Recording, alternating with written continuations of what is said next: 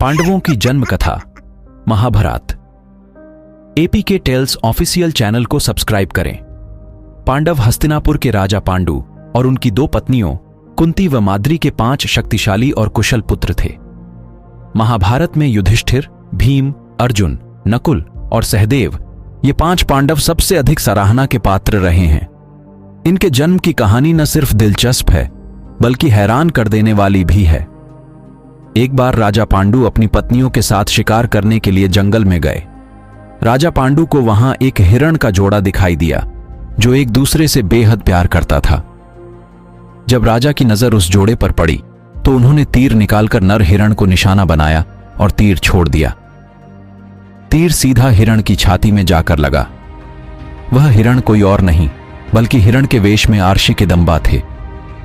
उन्होंने पांडु को श्राप दिया कि वह जब भी किसी महिला के करीब जाएंगे तभी उनकी मृत्यु हो जाएगी। पांडु ने आर्षी किदंबा से क्षमा मांगी लेकिन तब तक वो मर चुके थे। श्राप के कारण पांडु ने राज्य त्याग दिया और अपन पत्नियों से निवेदन किया कि वो वापस राज्य लौट जाएं, लेकिन उन्होंने मना कर दिया। कुंती और माद्री जंगल में राजा पांडु के साथ ही रहने लगी। उस समय उनकी कोई संतान नहीं थी।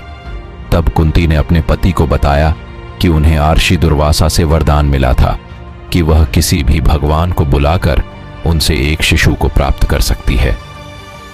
दुर्वासा द्वारा कुंती को दिए गए मंत्रों के उपयोग के माध्यम से उसने यम यानी धर्म के देवता का आह्वान किया, जिससे उन्होंने युधिष्ठिर को जन्म दिया। उसने फिर पवन देव से भीम, इंद्रदेव से अर्जुन के रूप में एक और पुत्र प्राप्त किया। इस प्रकार उसके 3 पुत्र हो गए, लेकिन माद्री के एक भी पुत्र नहीं था। तब कुंती ने माद्री को भी मंत्र विद्या सिखाई। मंत्रों की मदद से माद्री ने अश्विनी कुमारों को बुलाया, जिन्होंने उसे नकुल और सहदेव पुत्र के रूप में दिए।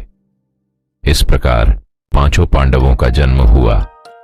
देवताओं से प्राप्त सभी पांडवों को देवताओं की तरह ही दिव्य गुण प्राप्त हुए थे। इसी ही कहानियां सुनने के लिए एपीके टेल्स ऑफिशियल चैनल को सब्सक्राइब करें।